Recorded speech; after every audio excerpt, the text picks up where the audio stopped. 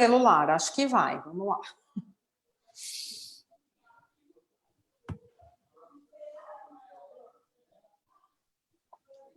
Só por uma questão de ordem, Rosa, quando uma pessoa estiver falando, naturalmente a gente desliga, põe no mute, ou não deixa tudo aberto? Tudo fechado, só a pessoa que está falando. Bem, estamos ao vivo, muito boa tarde.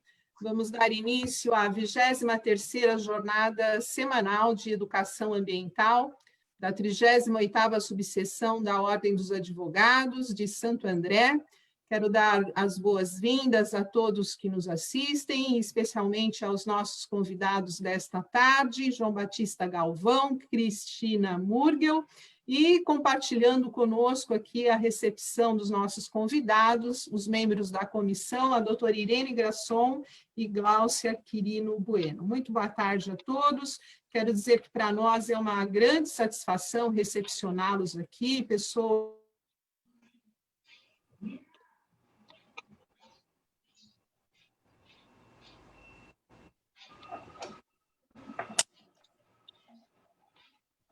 material. Nossa, não estou ouvindo Na pandemia. Agora deu. Vocês veem que os problemas com a internet, eles ocorrem o tempo todo. Mas, enfim, vamos dar continuidade. Com a pandemia, nós imaginávamos que íamos fazer só a semana de meio ambiente. E, no entanto, decorrido já quase 6 meses, estamos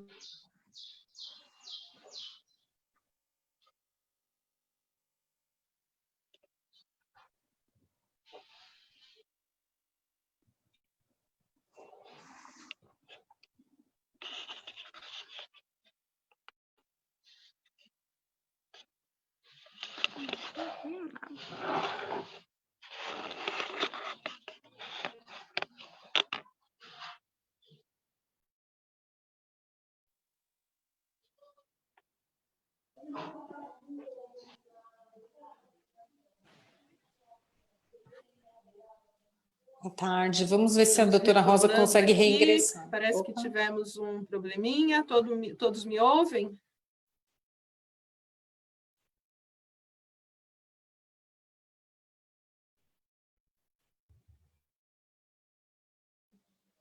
Rosa, não estamos te vendo. Eu não sei se é só eu que não estou te vendo. Acho que é você, Gláucia, eu estou vendo a Rosa. Então... Voltamos, tivemos um probleminha de internet que acabou interrompendo um pouco. Então, eu estava nos cumprimentos, os cumprimentos iniciais. Quero passar a palavra, então, para o nosso convidado João Batista Galvão. Antes de tudo isso, quero fazer a sua apresentação, João. O João Batista Galvão é diretor da ECP, Engenharia, Consultoria e Planejamento Ambiental Limitada. Ele me passou aqui um resumo absolutamente interessante para que nós fizéssemos toda a leitura, mas eu vou deixar para que parte dela você mesmo faça na sua história, na sua colocação, João, do seu histórico, da sua profissão, e que você é membro fundador do Centro de Preparação e Apoio ao Emprego, lá em Cotia, né, o CEPAI, do Núcleo de Enfrentamento da Pobreza, faz um trabalho assistencial que eu já tive a oportunidade de conhecer também, fantástico, e de maneira que é uma alegria para nós recepcioná-lo aqui. Eu, como disse, não quero fazer nem o resumo das suas qualificações, porque eu gostaria que você deixasse registrada a sua história, a sua longa história aqui, em especial na CETESB, seus 50 anos, né, no setor público, contribuindo em inúmeras faces, com inúmeros trabalhos na área ambiental. Muito boa tarde, muito bem-vindo. Receba aqui o abraço também da nossa presidente da subseção, a doutora Andréa Tartucci. Nós temos uma grande satisfação mesmo em tê-lo aqui conosco. Muito boa tarde a todos. É com alegria que eu estou aqui. E com tantas mulheres lindas aqui, eu me sinto acanhado, né? Mas vamos em frente. Eu, na verdade, me formei na FEI como engenheiro químico, opção produção, depois fiz o curso de Engenharia Sanitária na USP, Engenharia Ocupacional na USP, fiz um mestrado em Engenharia Ambiental nos Estados Unidos, na Universidade de Cincinnati, Ohio, e fiz alguns treinamentos específicos, né, como na Alemanha, onde fomos com todos os diretores das indústrias de Cubatão, especificamente também no Japão. E o que eu posso dizer é que eu tenho uma carreira aí de 50 anos, setor público e privado, e vou discorrer sobre um pouco esse meu aprendizado, que cada vez requer mais aprendizado, perante o novo mundo que se mostra aí, né? Hoje em dia, eu acho que vou começar já colocando, hoje em dia nós temos uma confusão, na verdade, um pequeno embaraço do que possa vir a ser educação ambiental. E educação ambiental ela é muito mais do que de conhecimento e informação. A informação que, na verdade, se traduz em aprendizado de conteúdo. Mas, tá certo, ele significa também o aprendizado experimental e o aprendizado, por último, que já é um aprendizado mais quântico, de tecnologia de comunicação e que oferece resultados maiores para aquilo que se encontra de desafios na nossa frente, né? Através dessa pequena história que eu vou contar, eu vou começar como nasceu a CETESB. A CETESB nasceu de uma ausência de conhecimento para lidar com problemas ambientais no ABCDN. Especificamente em Santo André, na década de 60, nós tivemos um conflito entre duas indústrias.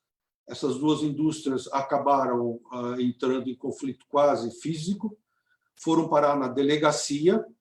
Da delegacia, o delegado não sabia o que fazer com o assunto e ligou para o Departamento de Águas e Esgoto da Prefeitura de Santo André, onde tinha um engenheiro civil chamado Antônio Pezzolo, que foi depois prefeito. Esse Antônio Pezzolo também ficou assustado com o assunto e já estava pipocando uma série de outros problemas ambientais na região do ABCDN. E ele, então, pediu para o pessoal da Organização Pan-Americana da Saúde que enviasse reforço para ele, para que viesse trazer conhecimento, trazer experiência. E veio um engenheiro chamado engenheiro César Marcha.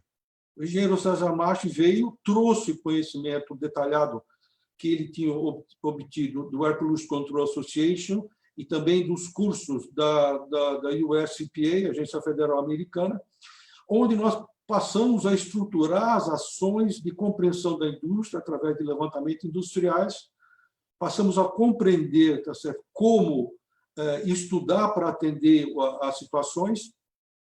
E, nesse período, a prefeitura trabalhava com alvarás de construção, alvarás de instalação e alvarás de funcionamento. E nós passamos a entrar com esse sistema de licenciamento, utilizando os conhecimentos do exterior e trazendo a solução desses casos. O caso daqueles dois empresários, que um estava montante e o outro a jusante, um jogando água suja para a fábrica de tecido a jusante, eles foram resolvidos fazendo o devido tratamento de água daquele que estava montante, e o ajusante acabou recebendo, então, a água limpa, e assim foi um conjunto de outros casos que foram, inclusive, bastante graves na região do ABCDN. Nasce uma associação feita pelos prefeitos que tinha o intuito de gerenciar todas essas questões. E, a partir daí, começa a criar-se um grupo de profissionais. Começa a se mandar engenheiros para fora do país e foram desenvolvidos alguma coisa por volta de quase 2 dúzias de mestrados em engenharia ambiental nas melhores universidades, com os melhores advisors e trazendo os assuntos que nós queríamos. E, a partir daí, isso desemboca na CETESB, quando, tá certo, nós criamos o decreto 8468, da Lei 997, E, a partir desse momento, nós somos obrigados a tomar uma ação maior. Eram 37 mil indústrias aqui na Grande São Paulo. As emergências ambientais já estavam acontecendo no ABCD e aqui em São Paulo. E nós passamos, então, a treinar essas pessoas, não mais só com conteúdo, com aprendizado e conteúdo, mas o aprendizado experimental, o aprendizado que trazia já toda essa experiência nossa do ABCDM, que começou lá na nossa nobre prefeitura de Santo André, onde está a OAB de Santo André. Isso gerou um conjunto enorme de ações, né? Os resultados obtidos foram realmente muito grandes. Nós levantamos 5 mil indústrias, que eram mais importantes, 1.000 que estavam na curva ABC. Entramos numa linha de controle de poluição do ar, da água, e começou-se também a do solo. E foram retiradas da atmosfera de São Paulo 1.500 toneladas de poeiras industriais por dia. 1.500 toneladas por dia. Seria o equivalente a 300 caminhões despejando poeira por São Paulo durante o dia. E aproximadamente também 1.000 toneladas de gases e vapores. Foram investidos nesses trabalhos pelas indústrias alguma coisa por volta de $1 bilhão naquela época.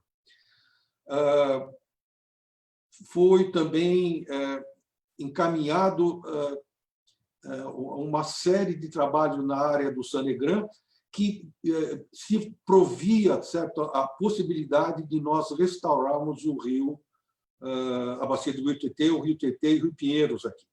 Obviamente, o rio de baixo volume, um rio de baixa velocidade, com muitos lançamentos industriais, que nós controlamos. Nós fizemos um tratamento no artigo 19A de 1.100 indústrias e deixamos para a Sabesp fazer o resto do tratamento do esgoto domiciliar, que não foi feito, e nós temos ainda um rio sofrendo aí as mínguas. Melhorou, mas nós temos, pelo menos, mais uma grande parte do esgoto doméstico a ser tratado. Nós começamos, a partir dessa experiência da Grande São Paulo, nós entramos em Cubatão. Cubatão era um momento muito delicado, era chamado do Vale da Morte. Nós já viemos, então, com o conhecimento, nós viemos com conhecimento do ABCD, de licenciamento, conhecimento de controle de poluição pesado aqui na Grande São Paulo, e em Cubatão nós tínhamos a necessidade de trazer uma nova vida. Qual é a nova vida? Aquilo que estava sendo tratado como Vale da Morte tinha que ser fechado. As agências internacionais pediam o fechamento de Cubatão. Então, eu recebia continuamente lá como coordenador a imprensa do tipo o BBC de Londres, tinha todas aquelas, o New York Street Journal, todos eles vinham querendo fomentar o fechamento do polo de Cubatão, inclusive com a colocação de anencefalia. A anencefalia, que de vez em quando alguma das mulheres vinham lá na regional e vinham conversar com a gente, perguntando se ela deveria tirar o feto ou não, já que poderia haver um problema de má formação congênita nela. E era um desespero. Falou, não existe nada de concreto. Nós chamamos a pessoa que tinha essa desinformação, por acaso era um PhD nessa área que veio da Escócia, mas ele queria fazer a propaganda dos controles de anencefalia. Nós temos mais anencefalia lá no Rio Grande do Sul do que aqui em São Paulo, do que aqui em Cubatão. Nosso problema era trato respiratório efetivo e de asma, bronquite e alergias em Cubatão. Numa dessas coincidências da vida, o Franco Montoro tinha um problema de asma, ele tinha um problema de bronquite. E numa das vezes que o MDV veio falar com a gente, nós colocamos para ele, nós tínhamos um plano preparado, que era baseado em situações como foram feitas no Japão, tá? e também na Inglaterra, e que nós conseguimos o resultado em 5, 6 anos, né? E, a partir daí, esse encaminhamento foi feito, trazendo os melhores engenheiros, reunindo toda a CETED, reunindo todos os políticos. Nós começamos a fazer já um aprendizado de conteúdo lá do passado, experimento aqui da Grande São Paulo, mas objetivamente de uma generatividade. O Cubatão estava se degenerando, ele era uma coisa podre, deveria ser fechado. E nós mostramos com as novas tecnologias que a gente trouxe de comunicação, conseguimos visualizar quais eram as grandes interrupções que tinham lá de ar, de água, de solo, e promovemos um plano com o envolvimento de todos, com o envolvimento da USP, políticos, envolvimento da comunidade principalmente. Preparamos, tá certo, um conjunto de dúvidas e questões que existiam fortemente, ainda não resolvidas, transformamos em projetos de apoio e fizemos também um projeto de participação e educação ambiental, onde cartilhas foram colocadas para a comunidade e aos políticos, e fizemos apresentações de 15 em 15 dias para que aquilo lá fosse colocado em tempo real. Nós saímos de uma situação estática, lá do ABCD, de duas empresas que estavam lutando, e entramos... Um momentinho só. Vou apagar isso aqui, senão não vai dar certo. E entramos numa situação de realidade, onde nós tínhamos o controle sendo feito, as ocorrências sendo tratadas, e com isso a gente conseguiu tratar 23 complexos industriais lá, com 111 indústrias, e que geraram, tá certo, a necessidade de um controle de 240 toneladas por dia de poeiras e mais 700 toneladas por dia de gases e vapores, e também um investimento de 800 milhões de dólares feito pelas indústrias. Conseguimos tirar o Cubatão da boca do leão, que ia ser devorado, né? E hoje nós vemos situações bastante dramáticas, como a Amazônia. A Amazônia, tá certo, que tem muita dúvida, tem muita desinformação, não tem, tá certo, um caminho claramente desenvolvido. Não adianta dizer essa bola é minha, eu quero essa bola, e não reparte a discussão primeiro com os nativos e depois, tá certo, com o Brasil, claramente, e mais do que necessário, discute isso com o mundo, porque nós temos, tá certo, na verdade, uma grande floresta que foi mantida a sangue e fogo, né?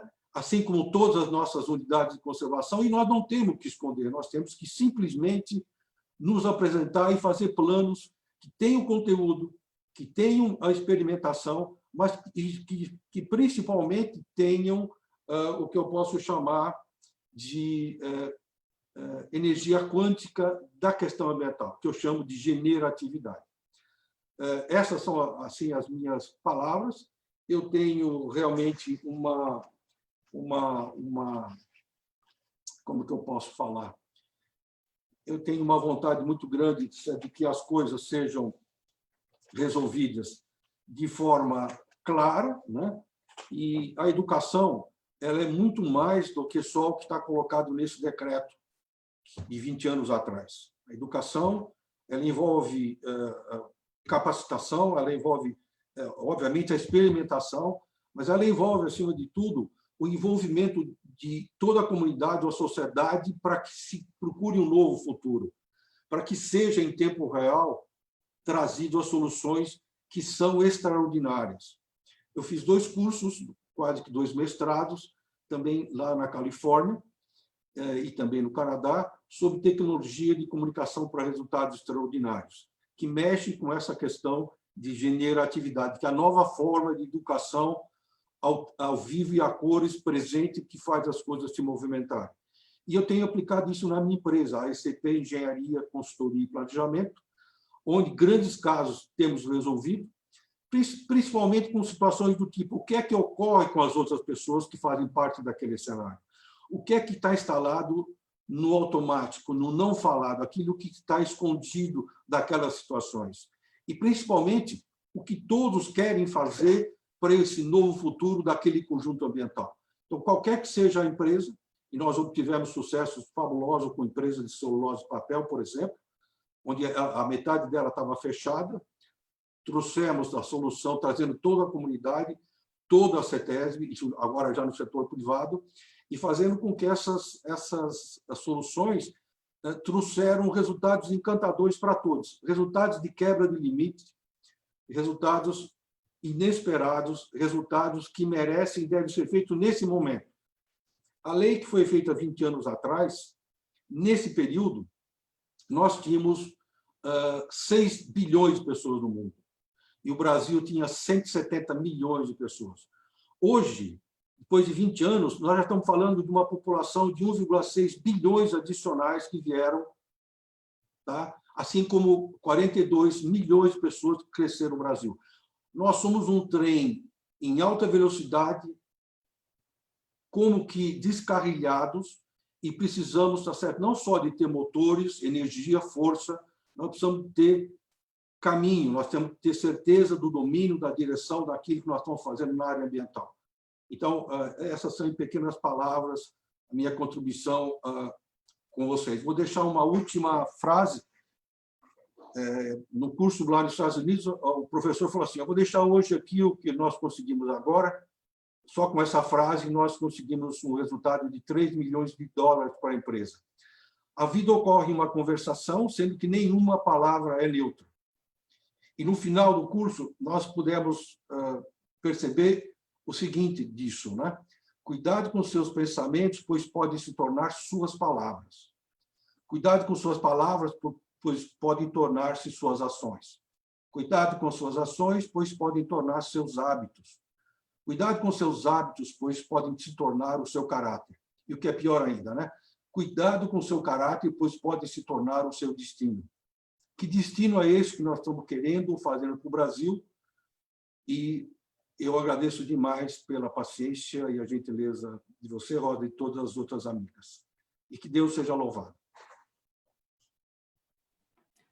Amém, Galvão, muito obrigada. Suas palavras contribuem muito conosco e, principalmente, estou muito feliz aqui da tua presença, como nós falávamos na antessala, pelo histórico que você traz do órgão ambiental que nasceu aqui em Santo André. Tenho certeza que muitos não sabem, não conhecem essa história e que vai ficar registrada aqui para a eternidade, né? Que mudem aí os provedores, os meios de comunicação, mas certamente ficará registrada aqui a sua presença na nossa OAB, e principalmente com todo esse histórico importante que você trouxe, principalmente para a área ambiental, e eu diria para os industriários da região, que talvez nem tenham conhecimento disso também.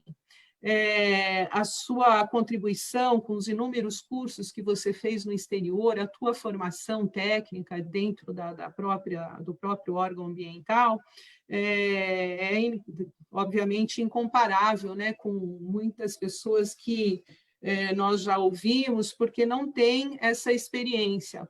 E você toca numa questão importante, que é do crescimento, né? E fala que a lei, embora ela tenha 20 anos, a lei que eu me refiro, a Política Nacional de Educação Ambiental, que é a Lei 9795 de 1999, né?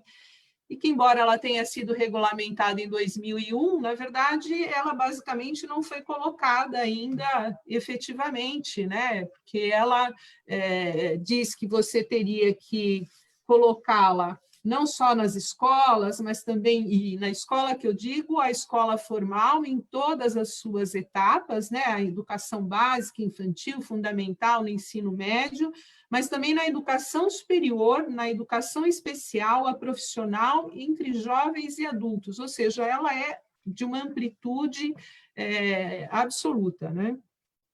Então, ela não tendo sido efetivamente sido colocada onde ela deveria ser, e com todo esse crescimento que você coloca, obviamente que a gente fica numa expectativa muito longe, né, de atingirmos a educação ambiental. Né? Porque, assim como o crescimento também em relação à educação formal e informal não foi efetivamente colocado em prática, obviamente também que a gente percebe que os órgãos administrativos, como secretarias de meio ambiente, como a própria CETESB, né, no âmbito do Estado, também não acompanhou esse crescimento para levar efetivamente esse conhecimento e nesse formato que você coloca, como foi feito lá em 1980, a década de 1980, quando ocorreu esse problema em Cubatão. Quer dizer, as comunidades próximas ali, aquele polo, havia essa possibilidade de levar ainda, né, num formato, como você colocou, através de folhetos informativos para a comunidade. Hoje, talvez, esse formato seria impossível, né? Nós precisaríamos pensar em outros métodos de atingir a sociedade como um todo, né? Mas aí nós damos de cara com outros problemas maiores, e isso ficou muito claro, por exemplo, agora na pandemia, né? Um problema que necessitava de meios tão simples como, por exemplo, a água, e que não chegava a vários locais para que a população pudesse ter a higienização correta, né, para combate da pandemia, do coronavírus. Então, você veja que o crescimento talvez tenha inesperadamente atingido um volume em todos os aspectos que impeça uma série de coisas. Os órgãos administrativos não acompanharam esse crescimento, as próprias indústrias, hoje você veja ainda que muitas delas, inadvertidamente, ainda cometem, né, infrações ambientais, e vamos falar aqui, por exemplo, da nossa região, né, nós temos um Tamanduateí poluidíssimo, né, e quem joga os dejetos dentro desses rios aqui da nossa região, obviamente que não são as comunidades, né? Vamos falar do Rio Tietê, Rio Pinheiro, quer dizer, então, trazer essas discussões nesse debate, o nosso objetivo é exatamente buscar alternativas, e você aqui hoje contribui muito com isso. Bem, vamos ouvir agora a Maria Cristina. Quero novamente agradecer, Cris, a sua presença aqui, a gente que tem um convívio já de longa data também. Eu estava relembrando quando ainda o Conselho de Meio Ambiente da Fiesp não era conselho ainda, né? Era uma simples comissão, e eu me recordo da primeira vez quando você esteve presente na reunião, quer dizer, estamos falando de um tempo lá da passagem do milênio, provavelmente, né? Tenha sido provavelmente lá no ano de 2000, por aí. E é uma alegria enorme recepcionar você aqui também, trazer a sua contribuição como uma profissional, né, que atua há tantos anos e numa instituição da indústria, né, nessa área ambiental. Você que é bióloga, né, e especialista e consultora ambiental, atua na área ambiental desde 1985, iniciou a sua carreira lá em 1985, né, na SENEC, Engenharia Ambiental, e depois esteve durante todos esses anos na Fiesp. E dentro desta representatividade da Fiesp, você também passou pelo Conselho Estadual de Meio Ambiente, foi membro efetivo, né? E dentro desta representatividade técnica da Fiesp, participou em inúmeras comissões, atuando em inúmeros fóruns que eu não conseguiria ler aqui o tanto de trabalho que você acabou realizando em nome da federação. Então, muito obrigada, muito bem-vinda. Está com você agora a palavra. Bom, primeiramente, gostaria de agradecer, né, o convite, é uma honra muito grande fazer parte aqui. Eu tenho acompanhado algumas das jornadas, né, que vocês têm realizado, eu acho de uma importância muito grande a gente compartilhar e estar trocando ideias. Uma honra muito grande estar dividindo esse espaço com o Galvão, uma pessoa que admiro muito, pelo histórico junto à CETESB. Eu acho que só a fala inicial dele aí já foi uma aula de educação ambiental que poucos, né, têm o privilégio de ter, né, esse histórico, como as coisas foram se montando, e muitas vezes a gente perde isso, né, e o quão importante é isso, né, como isso foi evoluindo, tudo tem um porquê, né, nós não chegamos até aqui simplesmente fazendo assim, né, tem um trabalho anterior, e muita gente quebrou a cabeça para que esse país e para que esse Estado, né, tivesse a excelência que tem na área ambiental. Eu tenho uma trajetória não tão longa como a do Galvão, mas já de alguns anos, e a minha trajetória sempre foi na aplicação. Eu já iniciei dentro de um departamento de avaliação de impacto ambiental, quando isso estava recém-surgindo no país, né? O estudo de impacto ambiental a Política Nacional de Meio Ambiente é de 1981, né? A resolução CONAMA é de 86, e eu tive a sorte de ir estagiar, talvez, na época, uma das maiores companhias de engenharia desse país, com o professor Iassuda, professor Ivan Espanhol, que estavam formando o departamento de meio ambiente para os estudos de impacto ambiental das grandes usinas hidrelétricas. E é interessante porque, quando eu olho para trás, a gente hoje está falando de educação ambiental, e eu era uma menina de 22 anos, saindo da faculdade, e uma faculdade da Universidade de São Paulo, o curso de Biologia, onde esse assunto ainda nem tinha surgido, né? Eu me lembro que, na época, vários professores me chamaram e falaram: mas, Cris, você vai estagiar dentro de uma empresa de engenharia? O que um biólogo vai fazer dentro de uma empresa? E nos bancos da faculdade eu tive muito pouco, se a gente for falar de aplicação, né, do conhecimento, como contribuir nesses estudos de impacto ambiental. A palavra educação ambiental aparecia muito pouco.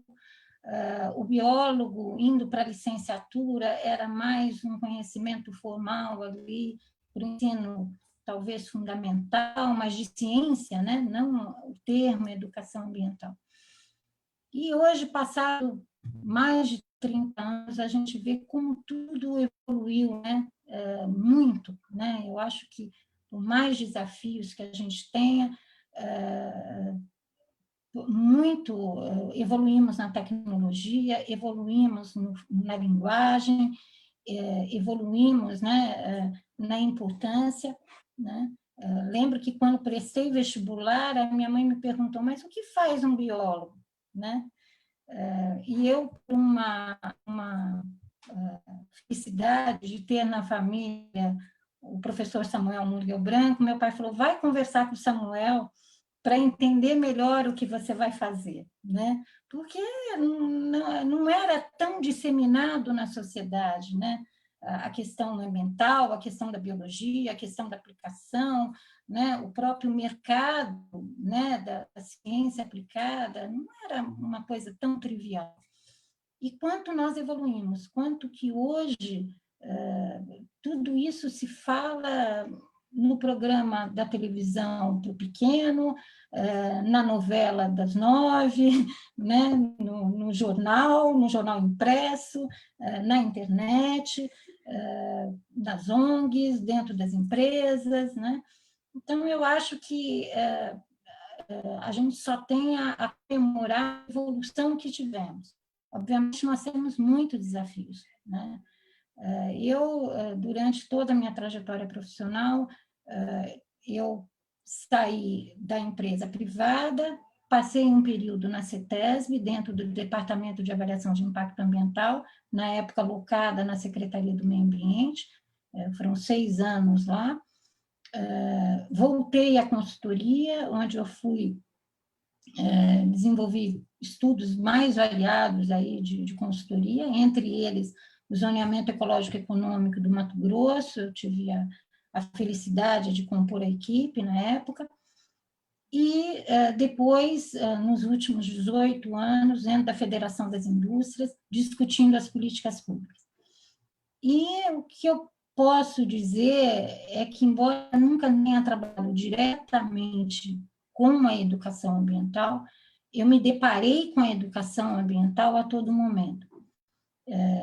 Quando a gente trabalha num projeto específico, a gente se depara com a necessidade da educação ambiental, de como aquele projeto vai ser absorvido. Galvão lembrou em vários momentos aí a importância de você estar dialogando com a sociedade, a importância de você estar traduzindo para a sociedade, para a comunidade que vai estar ao lado de um grande empreendimento, o que aquilo significa, o que aquilo vai gerar na sua vida, como é que vai ser a convivência daquele empreendimento com a comunidade. Isso é educação ambiental.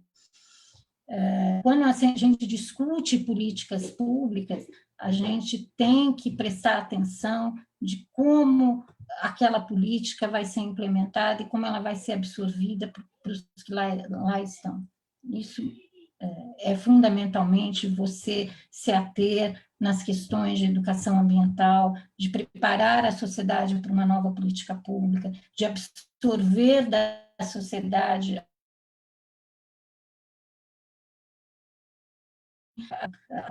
as questões culturais, sociais. Então, você tem que estar dialogando a educação ambiental. E, mais do que isso, né, eu acho que todo e qualquer profissional hoje, ele precisa estar preparado para o diálogo, né, na área ambiental. Isso vem através da sua formação, tanto formal e quanto na prática mesmo, no exercício da sua profissão, e acaba sendo também uma forma de educação ambiental. O que me preocupa hoje em relação a esse tema, Rosa? Eu ainda acho, e isso é uma questão, uma leitura talvez muito particular minha, mas eu acho que a gente ainda enfrenta um certo romantismo nas discussões ambientais. E as formas de educação ambiental acabam carregando esse romantismo. Nós ainda dissociamos muito a questão ambiental das questões sociais, das questões econômicas, né? Galvão lembrou aí na sua fala a questão da Amazônia, né? Eu estive na Amazônia no passado, fui orientanda do professor Paulo Vanzolini na faculdade, fui sócia dele, né, que era um zoólogo, profundo conhecedor da Amazônia, e eu nunca me esqueci que a primeira vez que eu pisei na Amazônia foi num trabalho junto com ele, e ele me disse assim: Cris, nós viemos ver os bichos, mas antes disso nós vamos ver as pessoas, nós vamos conhecer como se vive aqui, nós vamos conhecer como as pessoas se relacionam com a natureza. Nós só vamos entender o bicho que nós olharmos aqui se a gente entender o contexto, como que essa paisagem interage com um processo histórico de ocupação, com um processo cultural, né? Então, as coisas não se dissociam, né? Quer dizer, e muitas vezes eu tenho 3 filhos adolescentes, né? Então, nos últimos 15 anos, pelo menos, eu tenho acompanhado os currículos básicos, né? Tanto de ensino fundamental, 1 e 2, no ensino médio, e muitas vezes me assustava, né? Quer dizer, o livro didático tratava as coisas como uma dicotomia, né? Entre o meio ambiente, a economia, o campo e a cidade, tudo era muito separado, como se as coisas não interagissem e uma não dependesse da outra, né? A gente só pode falar em conservação se a gente tiver uma economia sólida, a gente só pode falar em bem-estar se a gente tiver o saneamento, se a gente tiver a questão do resíduo resolvida, e tudo isso tem a ver com as lógicas econômicas, com as lógicas sociais, e temos essa interação muito grande. E aí que eu acho que é o maior desafio, preparar o professor ou o difusor da informação para que ele dê conta desse conteúdo, né?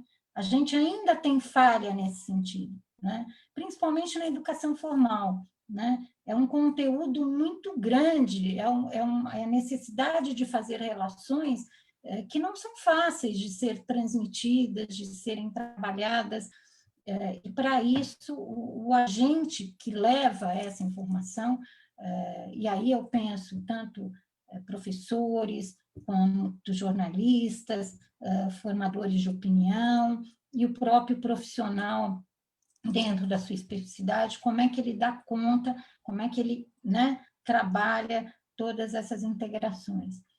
Então, eu vejo ainda esse o principal desafio, né? É lógico que essa visão romântica, essa visão da natureza, ela é importante, né? A importância é inegável, né? Toda essa importância e destaque que ela tem. Mas é preciso também trabalhar dentro das realidades fáticas, né? E isso, quando a gente discute, principalmente nos fóruns participativos, muitas vezes os conflitos começam aí, né? Quer dizer, você parte de um mundo ideal, como se esse mundo ideal ele fosse possível de ser colocado na realidade de uma hora para outra, né? Então, você mesmo, Rosa, que participou e participa de vários fóruns aí, colegiados, onde a gente discute as políticas públicas, muitas vezes a gente enfrenta esse desafio, né? A gente está discutindo ali como se as coisas fossem acontecer no curto prazo, e elas têm tempo, e elas demandam várias variáveis e necessidades que nem sempre são possíveis de ser atingidas ao mesmo tempo. Então, eu vejo como esse o principal desafio hoje, né? Eu acho que a minha mensagem é mais por aí. Eu não tenho grandes experiências de projetos de educação ambiental, mas, como falei, eu acredito que em tudo em que eu trabalhei, a educação ambiental ou ela permeou ou ela foi um tema que a gente precisou parar e pensar e trabalhar, apontar para a necessidade que ela ocorrer, né?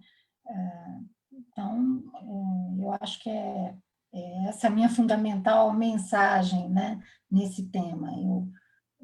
Eu sou muito otimista, né? Eu acho que a nova geração que vem aí, desde os jovens hoje, os jovens profissionais, quanto aos pequenininhos que vêm vindo, eles já vêm com um outro olhar, né? Onde a interação e a inter-relação vão ser elementos naturais, né? Nós ainda, eu acho que nossa geração ainda foi formada de uma forma muito segmentada, né? Ela precisou apanhar um pouco para interagir. Eles não, eles já vêm com isso, né? Por outro lado, eu acho que a própria tecnologia hoje, né? É só a gente abrir a internet, o conteúdo que se tem, né, de ferramentas, né, que você pode trabalhar e que você dispõe hoje para estar trabalhando. Uma das últimas reuniões que participei no Conselho de Meio Ambiente foi a discussão sobre a APA Marinha Litoral Norte, na CTBio, onde nós fizemos online uma reunião com mais de 60 pessoas, e a comunidade do litoral ali, de pescadores, participou ativamente, online, de uma reunião técnica, de uma forma organizada, de uma forma... E, para mim, aquilo é um exemplo claro, né, de educação ambiental, porque os conselheiros ali estavam absorvendo muito conhecimento local, né, para a tomada de decisão, com uma ferramenta que permitiu que, se fosse presencial, talvez não fosse possível, né, em função de espaço, em função de interferências ali, num espaço muito pequeno de uma sala de reunião. Então, eu sou muito otimista que o campo da educação ambiental ele só tem a melhorar, né? Não vejo outro caminho senão esse, até pela própria demanda da sociedade, que vai coisa. O que nós precisamos melhorar, eu acho que é a formação mesmo dos agentes de ponta, daqueles que vão difundir essa informação e vão cada vez mais trabalhar com essas ferramentas todas. Muito bom, Cris. Você tocou em vários pontos importantíssimos, né? E falando do último que você colocou, a pandemia, ela acabou, infelizmente, não é uma coisa boa, obviamente, que ninguém queria, né? Um vírus tão nocivo como esse, mas ele acabou despertando para uma série de coisas, né? E este último fato que você coloca despertou em várias instituições, em várias esferas, a possibilidade agora de dar sequência em muitas questões importantes virtualmente, né? Que até então, embora elas fossem possíveis, isso eu falo até por causa do judiciário, né? Afinal de contas, na advocacia, até outro dia, nós sofríamos muito com isso, porque você precisava, às vezes, visualizar um simples despacho e você tinha que se deslocar, às vezes, quilômetros, estacionar longe, pegar trânsito para ver, às vezes, um simples despacho num processo onde você era a patrona, né? E não tinha outra forma de fazer isso a não ser visualizar. E de uns tempos para cá nós temos o sistema eletrônico, ele não é tão novo, ele é de 2006, já era possível, né? E você veja que somente com a pandemia foi possibilitada, né? Está aí a Irene, a Glaucia, que podem confirmar isso comigo. Você faz duas, três audiências, pode fazer uma no Maranhão, outra no Rio Grande do Norte, outra no Sul, todas no mesmo dia, o que até então era impossível. Então, eu vejo que a pandemia acabou trazendo algumas possibilidades, despertou nas pessoas algumas possibilidades que nós poderíamos já estar usufruindo há muito tempo, né? Eu tenho assistido às reuniões do CONSEMA, por exemplo, né? Tá aqui a Dora está aqui com a gente assistindo a live. Tenho assistido algumas reuniões do CONSEMA que, obviamente, muitas pessoas não teriam essa possibilidade, né? Porque não iam se deslocar, até porque às vezes nem ficariam sabendo das pautas, e hoje ela é aberta para todo mundo usufruir das informações ali online. Eu creio que é preciso haver um aproveitamento do Estado dessas novas possibilidades, né? Eu acho que você tocou também na reputação ambiental, né? Até outro dia nós falávamos único e exclusivamente do problema, na maioria estou falando obviamente da indústria, do comércio, dos prestadores de serviços, você tinha só a reputação econômica, né? A preocupação era assim, eu não posso ter um título protestado, não posso ter o meu nome sujo, porque isso dificultava os negócios. Hoje você tem que se preocupar com a sua reputação social, econômica e ambiental, né? Porque se você não tiver uma reputação nesse tripé, você terá um prejuízo perante, né, fornecedores, compradores. Então, eu acho que houve, sim, um avanço muito grande, mas eu costumo dizer também que, principalmente no âmbito aqui das nossas lives, a gente tem uma ambição enorme nesse aspecto e a gente entende que somente o debate também pode fazer com que isso evolua um pouco mais e rapidamente, né? Conforme o Galvão colocou, você também falou da Amazônia, embora, sim, eu penso que há um exagero, às vezes, né, na questão ambiental. No entanto, eu acho que esse exagero ele é exatamente porque falta informação, né? Porque quando a informação não chega, principalmente naqueles lugares onde ela já é uma educação, já é uma informação precária, ela acaba despertando ideias que isso sendo divulgado de uma forma errada e só piorando, de fato, a proteção dos bens ambientais, que é isso que a gente está falando aqui. A gente está falando de educação ambiental com um único objetivo, que é o de preservação de todos os bens, né? Eu acho que a educação ambiental tem esse único objetivo, porque se todo mundo preservasse os bens ambientais, ninguém jogasse lixo, ninguém jogasse efluente, né? Ninguém maltratasse os animais, nós não estaríamos aqui falando de educação ambiental, que é uma coisa que parece que é óbvia, né? Mas também nós estamos no momento que as coisas óbvias precisam ser ditas, né? Por exemplo, a questão da corrupção, né? A gente precisaria falar de corrupção, a gente precisaria falar de violência contra as mulheres, né? E, enfim, precisamos tratar desses temas diariamente, assim como eu acho que tratar de educação ambiental ainda levaremos um bom tempo tratando, para que a gente possa alcançar algum reflexo, né, de uma benfeitoria perante principalmente as crianças, que a gente faça que todos sejam consumidores, né, de educação ambiental. E com isso eu vou passar para a doutora Irene, para um cumprimento, para a sua colocação e considerações finais, Irene.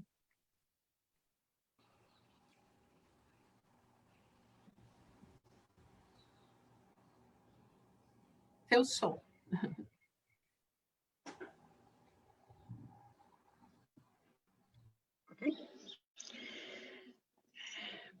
Boa tarde, pessoal. Meus cumprimentos a todos, Rosa, Gláucia, Maria Cristina e Galvão. Particularmente hoje, eu não fiz nenhuma pesquisa, mas estou me baseando só nos acontecimentos dos últimos dias, né? Sou de Santo André, moro em Santo André e participo dos 2 conselhos da cidade, que são o do meio ambiente e o do patrimônio cultural, histórico e arquitetônico. E venho observando, né, que o meio ambiente está sendo sempre focado na mídia e como foi dito aí pela Cris, essa visão holística, onde a economia, a sociologia, a história, a geografia, todas as áreas do conhecimento, a comunicação, como falou o Galvão, que tem que se juntar para formar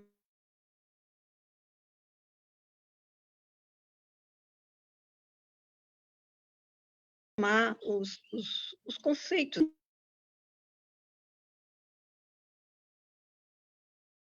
Pode, como o Galvão falou, ir lá na Amazônia e não conversar com a sua.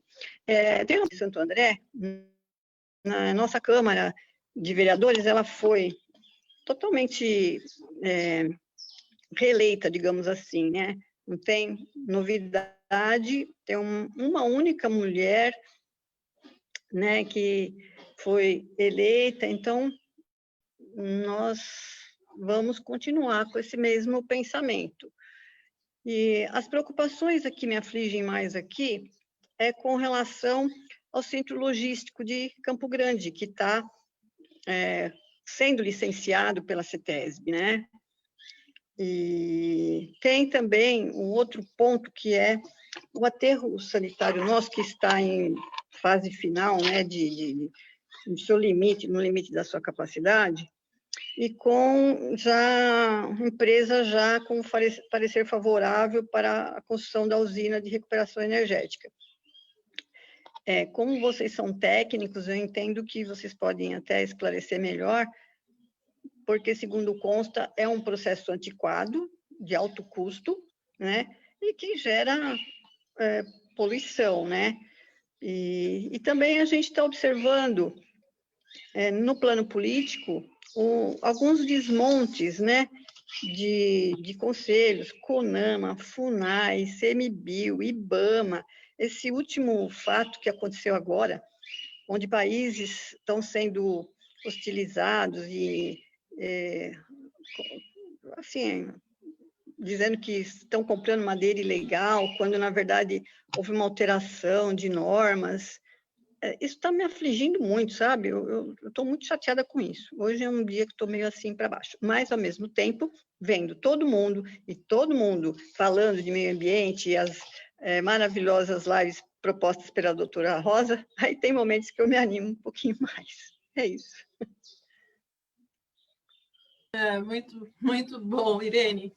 A Irene, ela também já esteve à frente desta comissão, já realizou inúmeros trabalhos para a nossa subseção, e eu até entendo, né, essa amargura que, de fato, diariamente, né, principalmente este ano, parece que as questões ambientais, talvez a gestão tenha feito com que a gente também atentasse, né, pelos fatos todos que estão ocorrendo no Brasil inteiro, e em especial pelas queimadas, né, que eu acho que é algo que afligiu o país inteiro. Você, imediatamente, quando você via qualquer cena de queimadas, você remetia aos animais, né, tão inocentes, e quantos animais nós não acabamos não perdendo com todas essas queimadas, e que persistem, né? Porque nós ainda não nos livramos totalmente, embora o período agora seja mais propício às chuvas, mas ainda temos focos enormes de queimadas ocorrendo, e os animais são os maiores afetados com isso. Independentemente da causa, se ela é natural ou por conta do homem, não vamos nem discutir isso aqui, porque se é feita pelo homem é criminosa e ela deveria ser investigada e deveriam ser punidos, né? Mas mesmo pelas causas naturais, eu acho que os animais não merecem, né, tudo o que está acontecendo.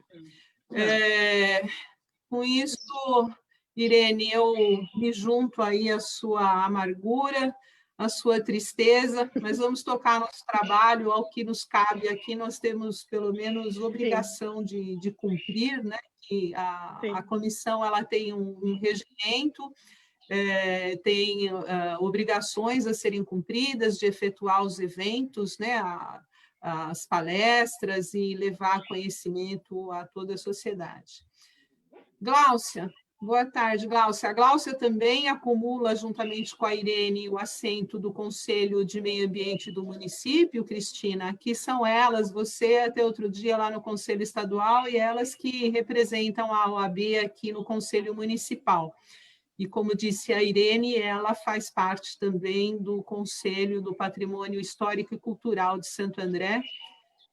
Como vocês sabem, Santo André, e o Galvão, que esteve bastante tempo por aqui, teve a oportunidade de saber, nós temos vários, né, imóveis de proteção histórico-cultural, e temos Paranapiacaba, né, que é talvez como patrimônio histórico-cultural o maior deles, e que, inclusive, tem à frente um secretário de Meio Ambiente, que é advogado, que foi presidente da OAB de Santo André por 2 gestões, o doutor Fábio Picarelli, e que tem feito um trabalho também bastante importante.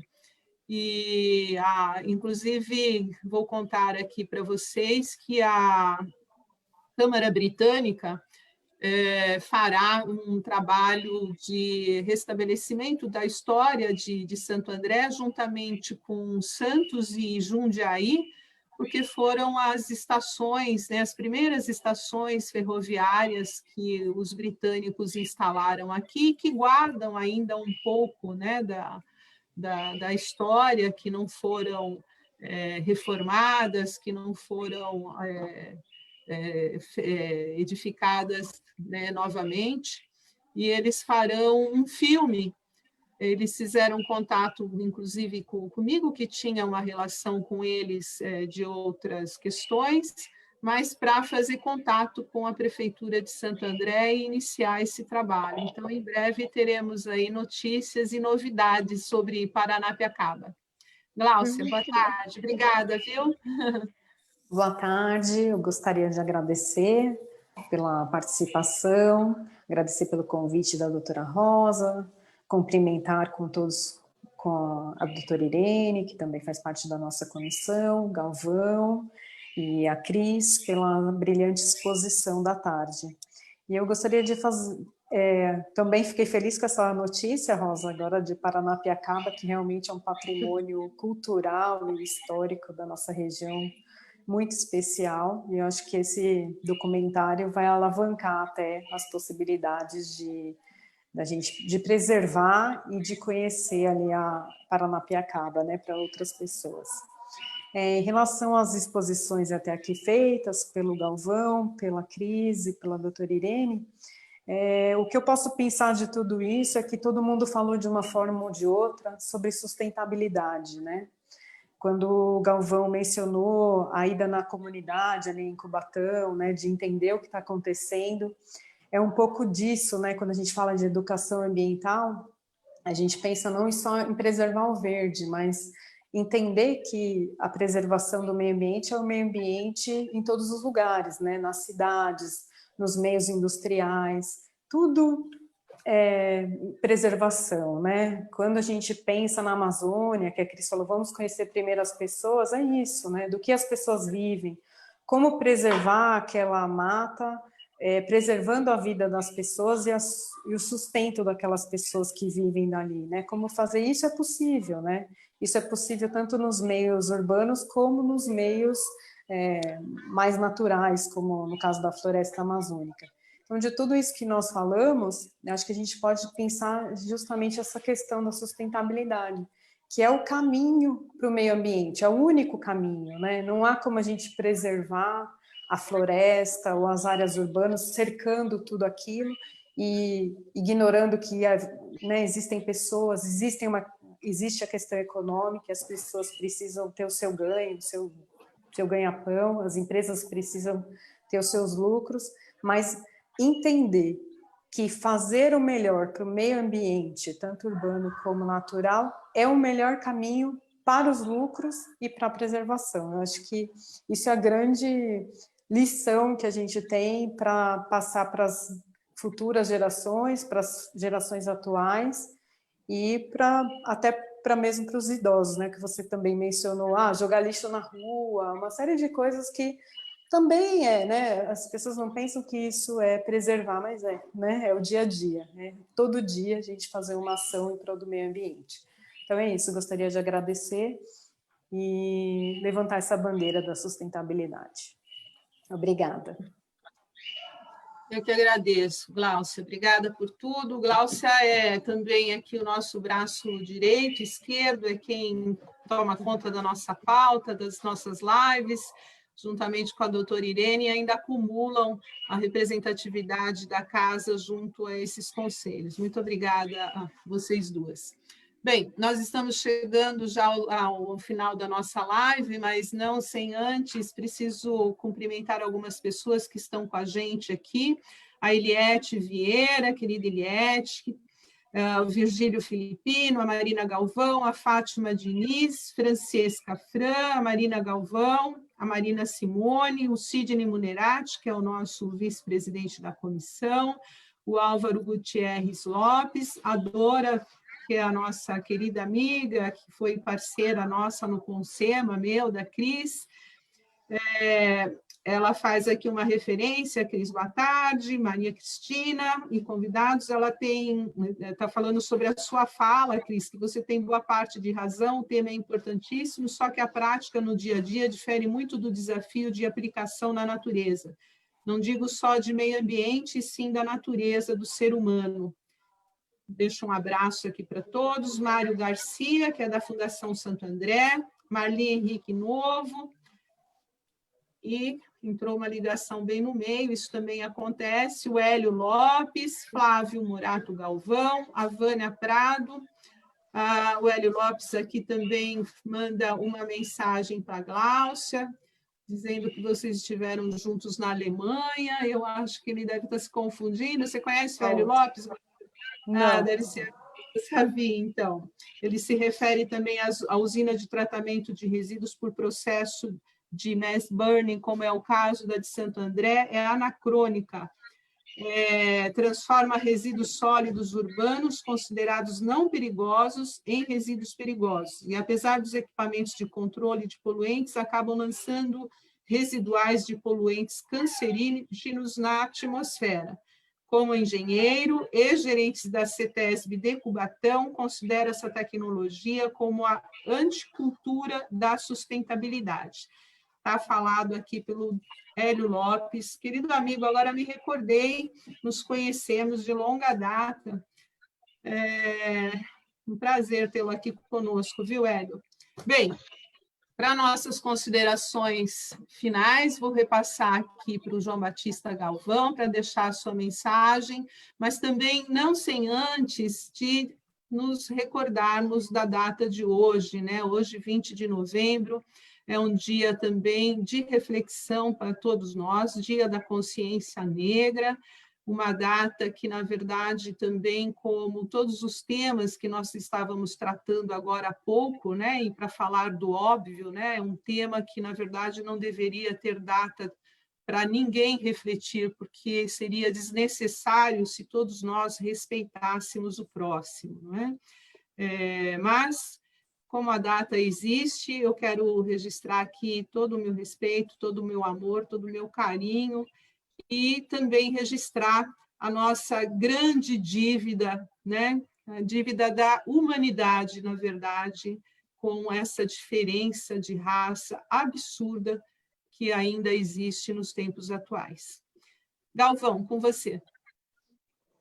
Eu queria só fazer um comentário. O Hélio Lopes foi um dos meus melhores engenheiros do controle de poluição lá de Cubatão. Uma pessoa muito centrada, trabalhou muito tempo com o Ministério Público e ajuda muitas entidades e ONGs. E eu entendo que a colocação de usinas desse tipo, eu concordo com ele, elas devem ser feitas de forma diferente, de forma mais do que sustentável, de forma generativa. Ela deve ser feita em ambientes que não estão saturados. O ambiente de Santo André é considerado um ambiente saturado, não cabe. De qualquer maneira, eu não avaliei todos os estudos, mas eu concordo com a tese do Hélio Lopes e o considero um excelente profissional. Gostaria de agradecer muito aqui a gentileza da Rosa. Gostaria de ler um pequeno trecho do nosso amigo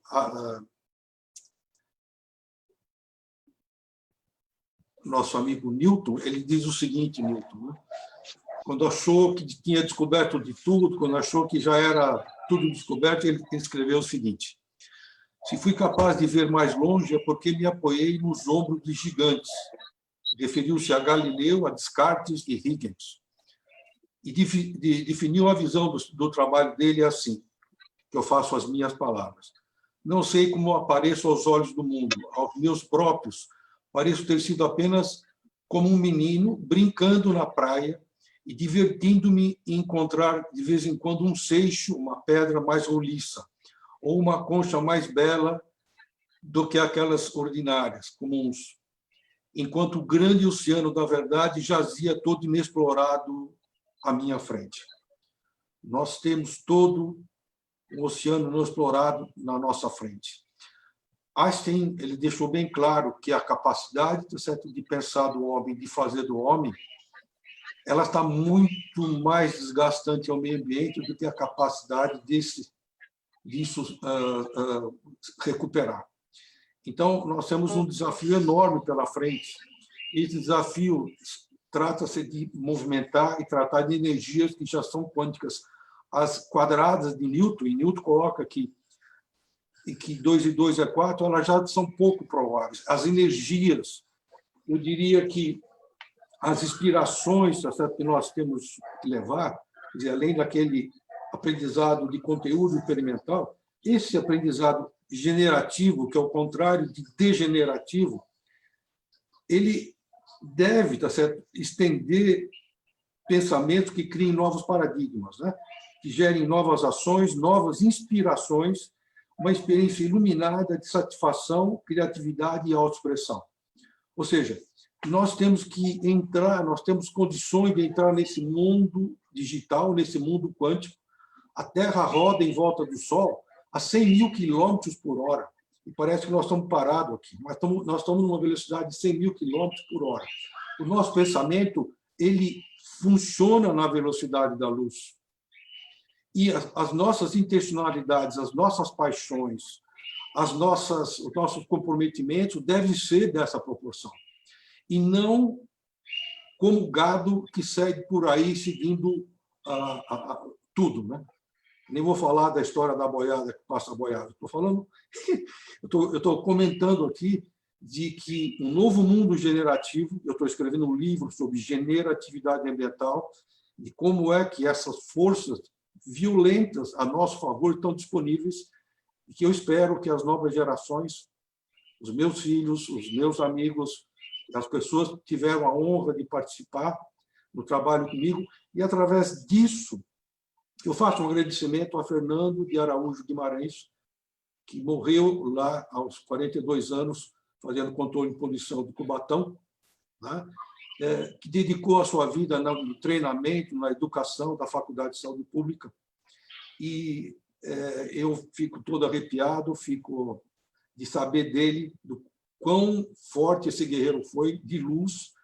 E nós somos luzes que podem acender ou apagar onde você chega. Nós precisamos ser luzes de generatividade ambiental. Podemos falar simplesmente de sustentabilidade, mas sustentabilidade eu acho muito caixa ainda, é muito fechadinho. E eu digo mais uma última coisa: meio ambiente, se ele não for medido, não for escrito, não for trabalhado e discutido, ele vale muito pouco. Conversas gerais e conversas, tá certo, que levam ao lero-lero, não funcionam. Nós temos que, quando coordenadores, quando executivos da área ambiental forem tratar, que tratem de forma concreta, que tratem e levem a novas visões que inspirem e tragam as pessoas junto. O Tarzan fez isso lá atrás da floresta. Não sei se você lembra do Tarzan. No meu tempo, o Tarzan, aquele sujeito que se enfiou na floresta, conheceu o mundo da floresta e passou a ser uma espécie de um embaixador da floresta, né? É o embaixador desse mundo. E ainda uma última questão, eu tive o prazer, quem sabe a mão de Deus sempre esteve comigo, de estar, tá certo, um departamento de engenharia ambiental da Universidade de Cincinnati, cujo andar era o departamento de engenharia espacial, onde quem tomava conta era o Neil Armstrong. Então, em 75, um grupo de pessoas de Curitiba vem visitar a diretoria lá da universidade, ligar, tem o pessoal que vem aí, eu era meio que recebia as pessoas, eles querem falar com o Neil Armstrong. O Neil Armstrong ele cobra $15 mil para dar uma palestra, para falar, atender. Falou, não, pela diretoria não vai cobrar nada. Levei essas pessoas da Universidade Federal lá do Paraná, e ele, na sala dele enorme, né, ele mostrou uma fotografia da Lua. Ele, quando pôs o pé na Lua, ele pôs o pé na Lua e olhou aquele globo pequenino. Quando ele começou a falar que ele ficou emocionado e sentiu a fragilidade da Terra, ele chorou. Ele correu uma lágrima dele na nossa frente. Eu fiquei assim, e por isso, então, eu fiquei descobrindo que ele não queria atender ninguém, porque ele se emocionava muito de saber o tamanho desse universo, o tamanho, tá certo, dessa coisa. E o pisar na Lua que ele fez lá, foi um fato concreto e viu a Terra de maneira concreta. Nós precisamos olhar os nossos projetos ambientais de maneira concreta, de maneira que leve e inspire outras pessoas a obter resultados extraordinários ou resultados, como dizem os executivos americanos, resultados de breakthrough technology, que tragam quebra de paradigmas. E Deus seja louvado e obrigado e desculpa do meu falatório. Imagine, um prazer te ouvir, Galvão. Receba, né, todo nosso agradecimento, dizer que as portas da nossa OAB, em especial da Comissão de Direito Ambiental e de Sustentabilidade, estarão sempre abertas. Receba o nosso convite hoje aqui como uma homenagem nossa, para que você viesse expor a tua história, todo o teu trabalho desenvolvido, nosso agradecimento, na verdade. E, acumulando com o que você disse, sempre dá para fazer mais, todos nós, né? Sempre conseguiremos fazer um pouco mais do que estamos fazendo, em todos os aspectos, né? Dá para agradar mais a sua família, ao marido, ao filho, né? Dá para agradar mais os amigos, dá para se preparar mais para um trabalho, tudo dá para você fazer um pouco mais. O que você está dizendo, em suma, é ser um pouco mais de luz, porque todos nós temos luz, então isso é possível. Muito obrigada pelas suas palavras, viu? Cris?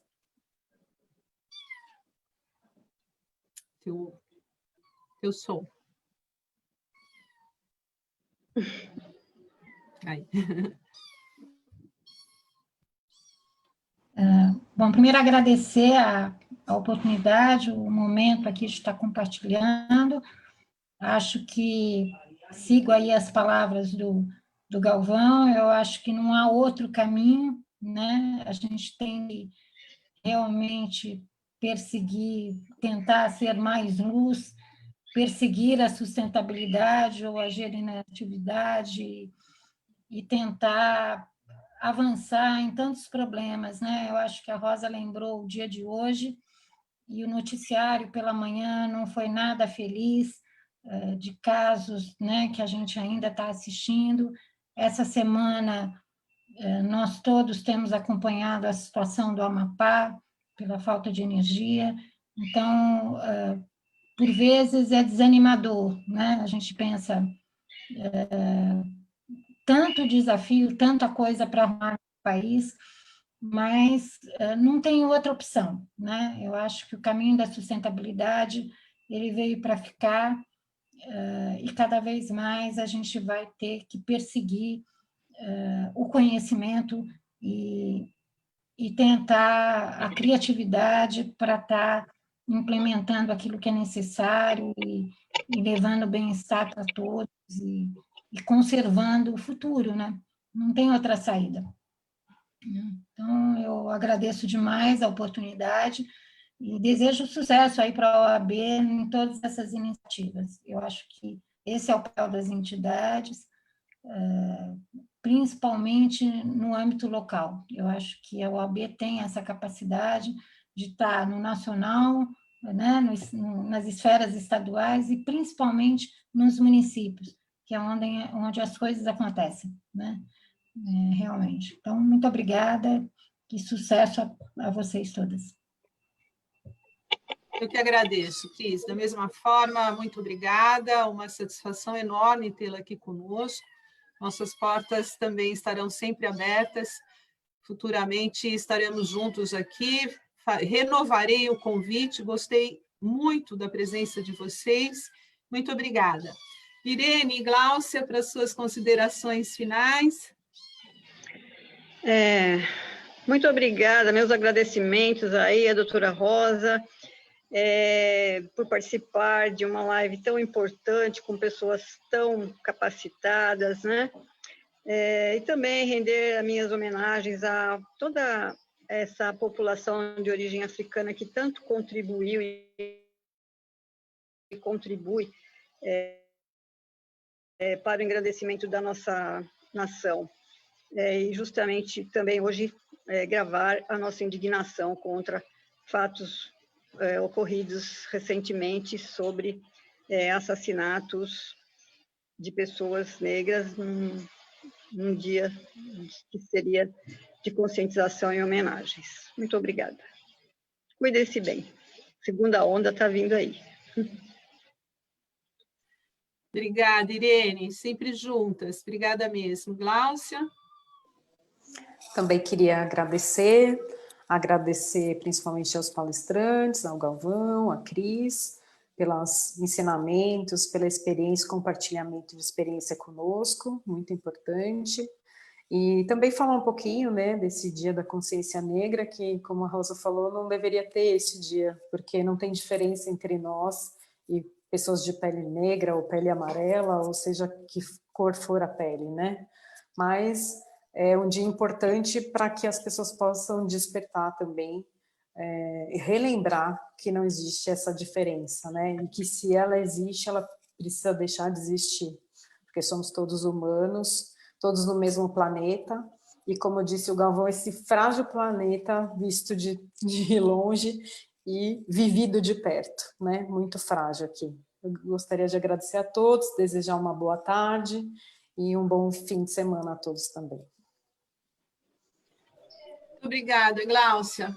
Obrigada, parabéns por tudo que tem feito também em nome da OAB e, consequentemente, para toda a sociedade. Chegamos ao final. Recebam o meu carinho, o meu abraço. Sexta-feira que vem estaremos por aqui novamente com mais uma live, a 24ª jornada. Teremos a satisfação de receber o Pedro Carneiro, Cris, do DEJUR, da Fiesp, a advogada Angélica Carvazan, a Ana, da ABIT, estará conosco, e a Paula, da Preta Terra, da ONG Preta Terra, uma ONG extremamente importante também, que vai trazer aqui a sua contribuição para falar um pouco da proteção ambiental no agrofloresta. Boa tarde a todos, muito obrigada. Bom final de semana. Tchau.